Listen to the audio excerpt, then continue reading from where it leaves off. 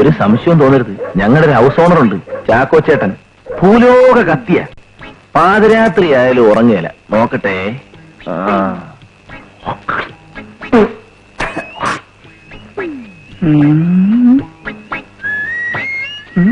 ആ നിൽക്കുന്നതാണ് ചാക്കോ ചേട്ടൻ. എന്ത് ചോദിച്ചാലും ഒരു അക്ഷരം മിണ്ടരുത്, ഞാൻ മാനേജ് ചെയ്തോളാം. ആരാത്? ചേട്ടാ ഞാനാ, നാഫറ. എന്റെ കൂടെയുള്ള ആരാ? എന്റെ ഒരു ഫ്രണ്ടാ. ഞങ്ങള് സാമ്പശിവന്റെ കഥാപ്രസംഗം കേൾക്കാൻ പോയതാ. ഭയങ്കര മഞ്ഞ്, അതുകൊണ്ട് നേരത്തെ ഈ പോന്ന്. Good night.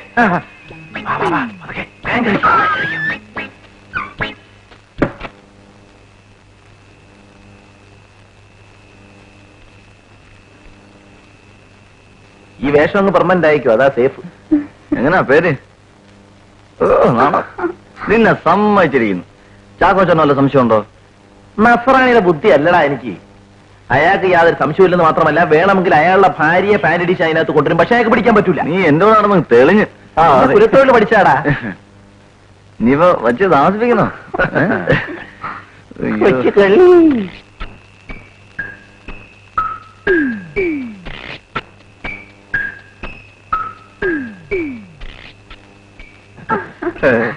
അപ്പോഴേ ഈ തലക്കെട്ടൊക്കെ അഴിച്ച് മുകളിലേക്ക് ചെല്ലട്ടെ അല്ലേ? തലക്കെട്ടൊക്കെ ഞാൻ അഴിക്കാം. പൊടി പൊടി പൊടിയൊക്കെ തട്ടി തന്നെ കൊണ്ടുവന്ന് മാറ്. ആ ഷർട്ട് ഇങ്ങോട്ട് ഒഴിച്ചു പൊട്ടിക്കല്ലേ. എനിക്ക് ആകെ ഉള്ളൊരു നല്ല ഞാൻ അഴിക്കാം.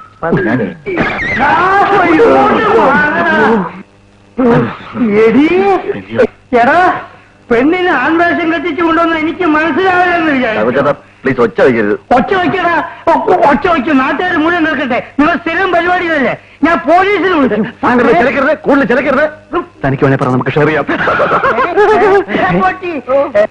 എടാ, നിന്റെ അപ്പനാണത് കണ്ടുപിടിച്ചെങ്കിൽ നിന്റെ അപ്പനോട് ചോദിക്കില്ല ഷെയർ വേണമെന്ന്. അപ്പഴൊന്നുമില്ല, എങ്ങോട്ടാ കൂടെ ചളവയില്ലെന്ന് തോന്നുന്നു.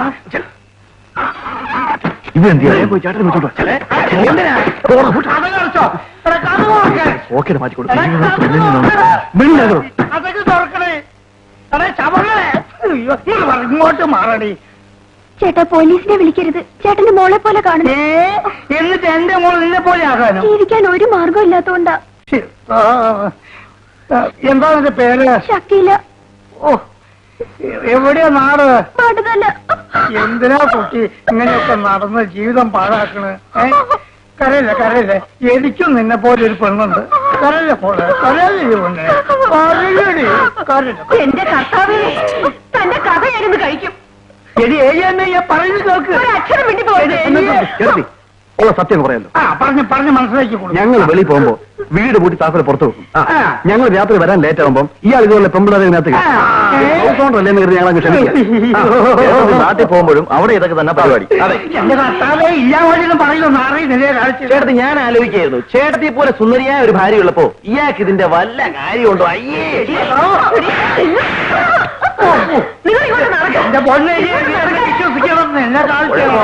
ഇങ്ങോട്ട് വാ, വച്ചിട്ടുണ്ട്. നിനക്കിപ്പോ യുവന്മാര് പറയുന്ന വിശ്വാസല്ലേ? എന്റെ കണ്ണോണ്ട് ഞാൻ കണ്ടതാ. എടി ഞാന് നടക്ക് വീട്ടിലേക്ക്. നിനക്കൊക്കെ ഞാനും വെച്ചിട്ടുണ്ടോ?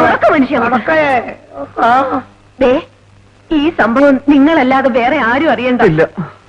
എന്റെ മക്കൾ ഇതറിഞ്ഞ അവരുടെ മുഖത്തുമൊക്കെ എനിക്ക് പറ്റത്തില്ല. ആരും അറിയണ്ട. ആ പെണ്ണിനെ അങ്ങ് പറഞ്ഞു വിട്ടേരെ. ചേട്ടത്തി, ആ സമയത്ത് എങ്ങനെയാ? പ്രായമായ പെണ്ണല്ലേ? എന്നാ ഒരു കാര്യം ചെയ്യേ, രാവിലെ ആരും അറിയാതെ അങ്ങ് പറഞ്ഞു വിട്ടേ. വലിയ ഉപകാരം.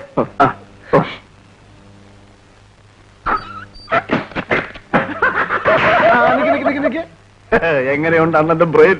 നീ പാസ്സായാൽ ഇവിടുത്തെ നമ്പർ 1 കേസിലെ വക്കീലായിരിക്കും നീ.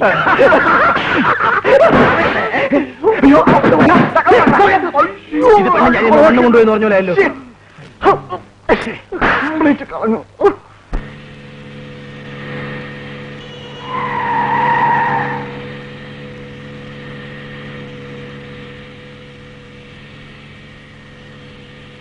നമ്മുടെ ഫാദർ ഇല്ലിക്കൂടനല്ലേ അത്? അതെ, ഇയാളൊന്ന് പൊക്കാം.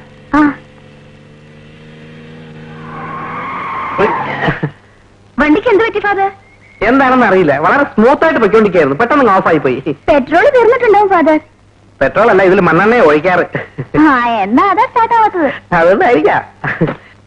ഫാദർ കോളേജിലേക്കല്ലേ? ഞങ്ങൾ അങ്ങോട്ട് തന്നെയാ. കേരള ഡ്രോപ്പ് ചെയ്യാം. സ്ഥലമില്ലല്ലോ, ഞാൻ ബസ് വന്നോളാം. ഒരാൾക്കുള്ള സ്ഥലമൊക്കെ ഉണ്ട്, ഞങ്ങൾ അഡ്ജസ്റ്റ് ചെയ്തോളാം. ആ ഡോർ ഓർമ്മോട്ടെ. അയ്യോ അത് വേണ്ട, അത് ശരിയാവില്ല. ഇങ്ങോട്ട് കയറി ഫാദർ. എന്തിനാ കാണിക്കുന്നത്? നമ്മൾക്ക് ഒരു കോളേജ് പഠിക്കുന്നവരല്ലേ. കയറി.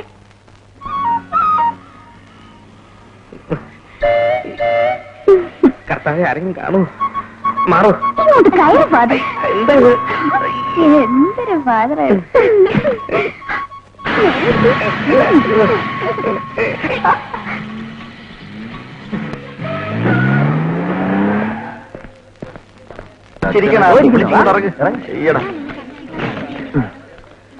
ആ തിരുവസ്ത്രധാരിങ്ങ് വരണം. വരണം.